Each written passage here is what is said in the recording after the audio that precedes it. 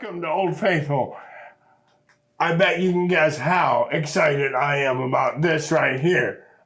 This is the first dobro on the show in 2.5 years, and that story is amazing. What is that? I want to do that. Yes, Lindsay Isaacson, it's so incredibly nice to have you on the show. Thanks for having me. Absolutely. You recently posted on Facebook, come to the Black Hills if anybody needs a dobro player. And so I looked you up. I was like, who is this? And we were friends on Facebook somehow. And I said, hey, while you're in the Black Hills, you want to be on this little silly show? And you said, yeah, here you are. Perfect. So tell us about you. Well, I grew up in South Dakota. Okay. And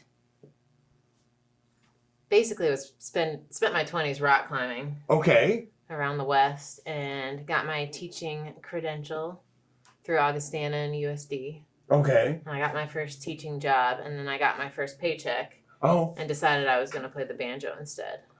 Okay. So, because I don't know if you've ever seen a teacher paycheck. Well. But you can make about as much playing the banjo. Right. With the teacher paycheck, you could afford a banjo. I did buy a really nice banjo with my teacher pay. Well, that's cool. But I did not pay off my student loans with it. I was so mesmerized by our opening, I forgot to say hello and welcome to Old Faithful. I'm your host, Matt Trapp. Thanks, Perfect Wave Production. Thanks to Jay and Steve. Please remember to support Perfect Wave Productions, 1215 East St. Patrick Street. Live sound system sales support and installation. Please like, share, and subscribe to my YouTube video, Matthew Trask. And thank you for your support, because I'm so enthralled by the dobro. So, let's go back. Did you grow up East River or West River? Vermilion. In Vermilion? Yep. Oh, okay. Boy, I'm glad I asked that. Yeah. The Vermilion is, among other things, there are several amazing musicians in Vermilion, South Dakota. I don't really know a whole lot of them. You don't? No, I moved after I graduated high school. And Okay. haven't really been back much. So you didn't go to college there or anything? I finished my teaching degree there. Oh, you did? But Okay. just 1 year, All right. so. If I'm not mistaken, there's also like a music museum. There is. In Vermilion. It's awesome. You have been? Oh, yeah. We're aware of that. I've been there a few times. Okay. Do you know Nick DeYoung? I do not. You do not know Nick DeYoung. This is going well. Okay, so you're mountain climbing. Yep. Which, among other things, is very hard on your hands. Makes them really strong. Well, okay, I'll go with that. So I can play those medium strings for 4 hours. During this period, we were mountain climbing over the West. Yeah. Were we playing instruments? I had a guitar, and Okay. I moved to California, and there were a bunch of bluegrass musicians, and they already had a guitar player, and there was a banjo that nobody was playing. Oh, gotcha. So I was like, oh, I'll learn how to do that. Ah, And I gave myself 3 years to get really good at it. at banjo. And I got okay at it. And then Right. I went to school in East Tennessee. Oh. I was like, I'm just going to study the banjo. I'm going to get really, really good at it. And then I got there, and there were like 50 other banjo players. Okay. And 1 second. yeah. Are we talking about a banjo school? It's a degree in bluegrass, old time, and country music studies. Wow, that's amazing. And it's got some of the best pickers in the country there. Really? It's great. And I mean, I learned more in the 2 years I was there than I can say all of my other college combined. It was awesome. Sure. Any names that a bluegrass nerd would recognize? That That are like, part of the program? that are part of the program. Yes, plenty. Yeah. I'm probably can't even think of all of them Okay. right now. All right. I mean, Adam Steffi was one of my teachers. Okay. So mandolin player. All right. Dan Boner is the head of the program. Okay. He plays with Becky Buller. Yes. So, All right. It's the guitar player from Blue Highway. Okay. Can't think of his name right All right. We've gotten super nerdy even beyond my nerdicism, but thank you very much. I have heard 2 of those names, but yeah. So where was this cabin where we first heard dobro? Tuolumne Meadows in Yosemite. In Yosemite. Okay. And who was that dobro player? Billy Cardine of the Biscuit Burners. Okay. All right. So did you go ask him all about it? I did. I moved after I moved to Tennessee.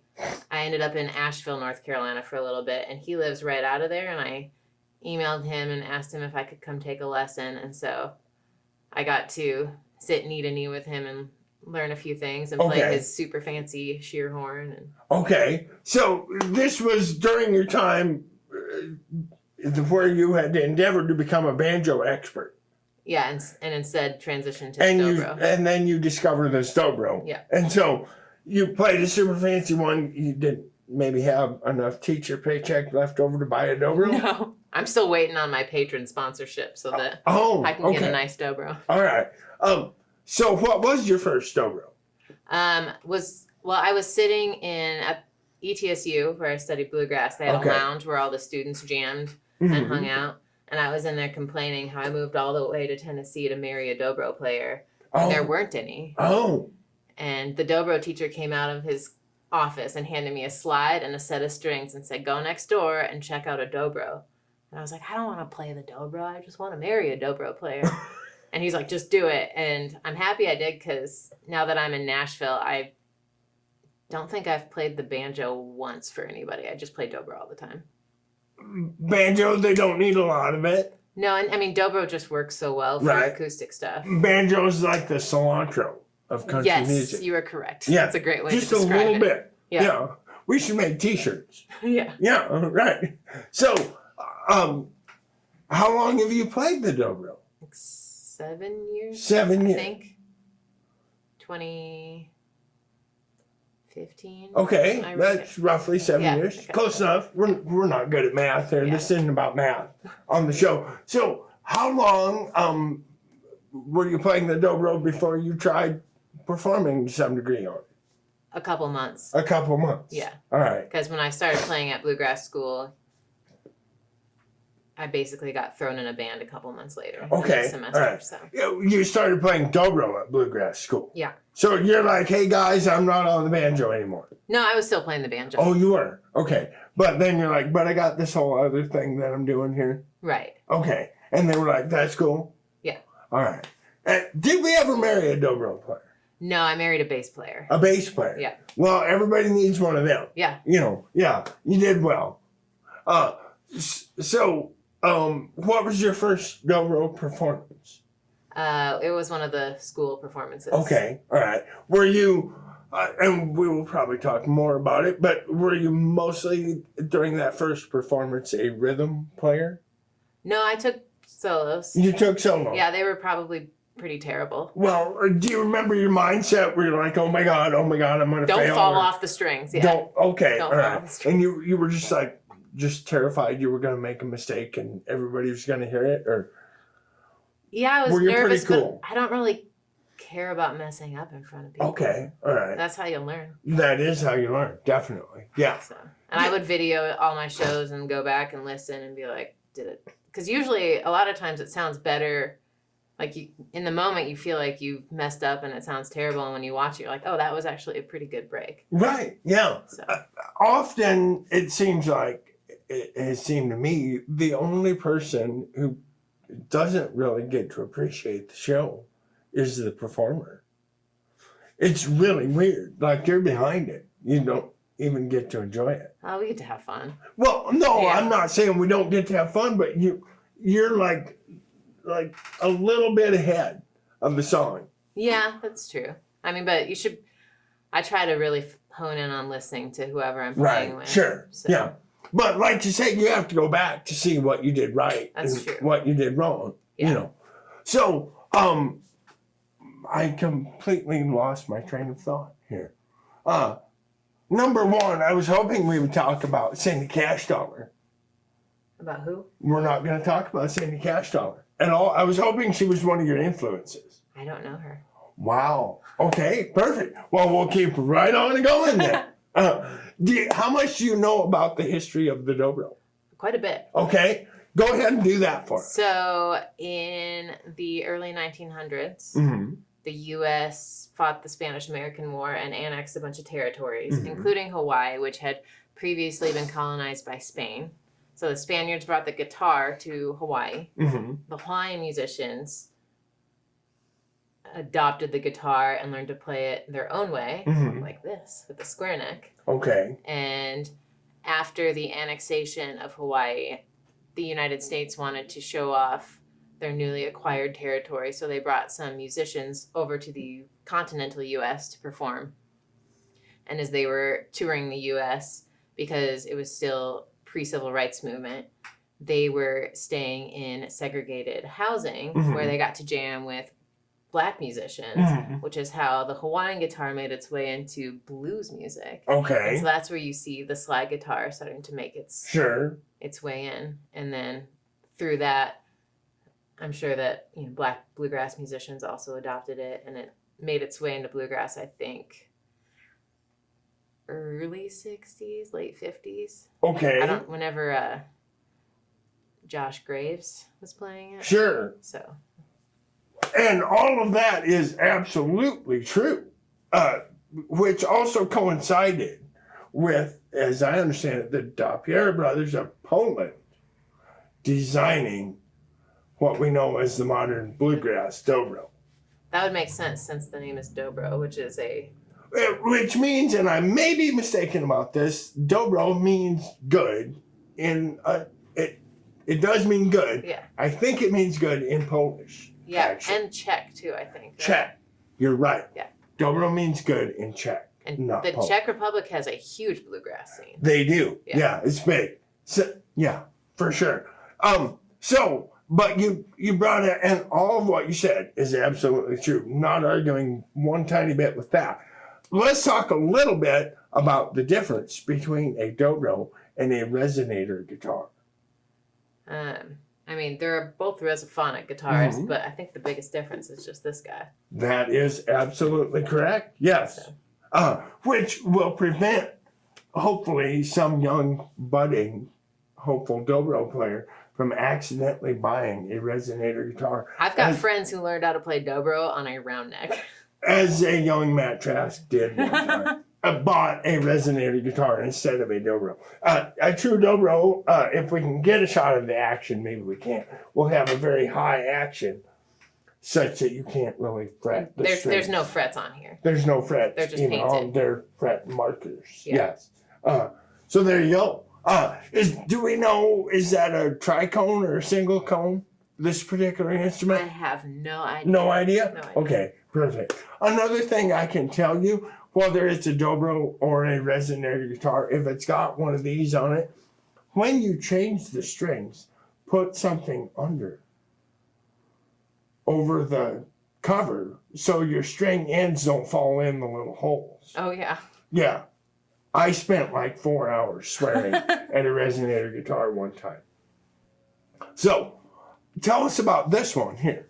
This is a Wechter shear horn, which is a lot of the starting bluegrass dobro players bought these models because they're affordable and they sound pretty good. Right. So, because after that, the price jump is pretty big. Okay. All right. So how long have you had this? I bought this in 2015, Okay. I think. Right at the beginning. 2016. I don't remember. I was driving across the country and I bought it in a Walmart parking lot from a guy in St. Louis. Nice. Yeah. Now that's a good story right there.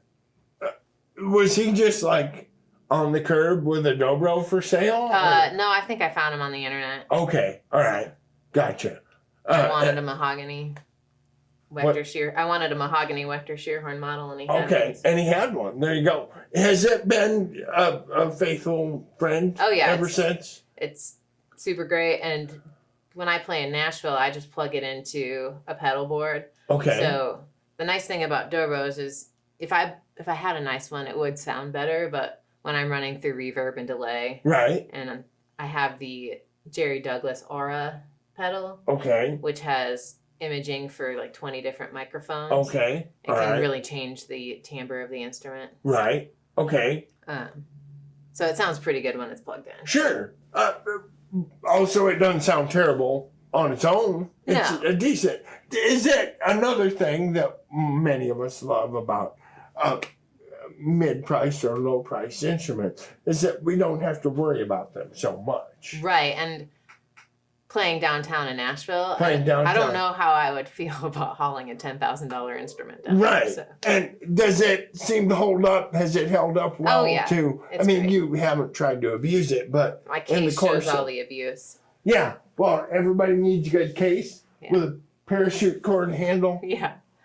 I mean, I have one of those collapsible wagons, and I throw 2 guitars and a pedal board and an instrument stand and all my crap in it to haul it downtown. Nice. So, do you do a lot of recording on this? First of all, how much recording do you do? I do mostly like demos because I songwrite too in Nashville. So if I have to cut demos, I'll throw some dobro on there. Okay. All right. I've done some studio stuff for friends. Sure. Is this your horse? Yeah. Okay. And it works good and everything. Yeah. I did not know there was going to be a discussion of pedals. You didn't bring your pedal board. No. And that's okay. But Jay is saying no pedal board talk. We have to mention the great, possibly the most noted dobro player of all time, the great Jerry Douglas, who plays with Alison Krauss. No, he does not. He doesn't anymore. No, he did. Or no, he's still playing with her. Yeah. Yeah, yeah. You're thinking. Okay, all right. You're thinking Rob Ives. At one point, I thought it was going to be the left-handed Jerry Douglas, and then I realized my name wasn't even Jerry. Yeah. So, do we have anything more to talk about? Where can we?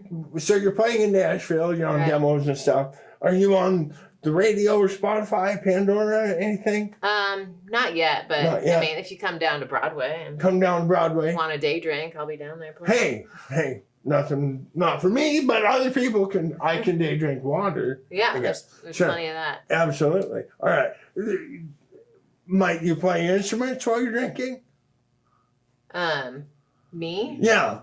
I don't usually drink too much when I'm playing because if I get a buzz on, I can't hear. Sure, okay. Fretless instruments are too hard. Sounds good. Where can we find you on the interwebs? At my Instagram. At your Instagram. Lindsay Isaacson. Okay. And I put reels up of my original music. Okay, awesome. Accompanying with the dobro, which is kind of a gimmick because I don't play and sing downtown.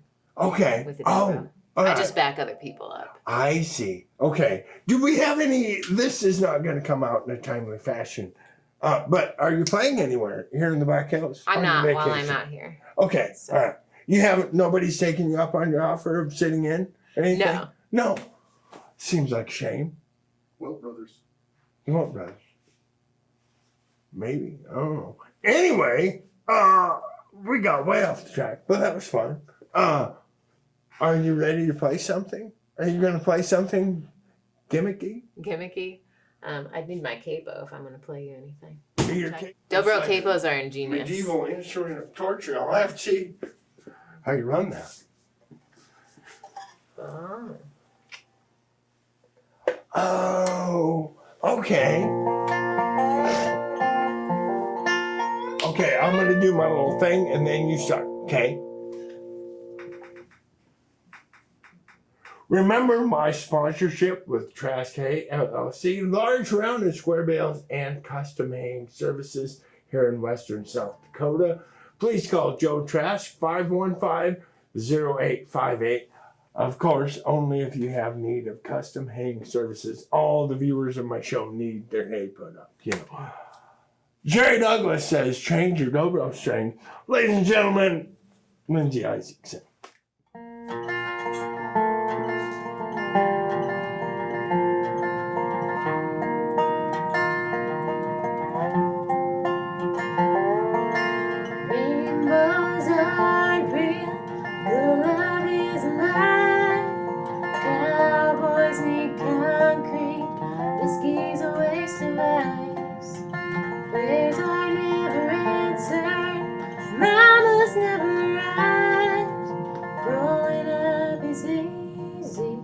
Daddy's never cried,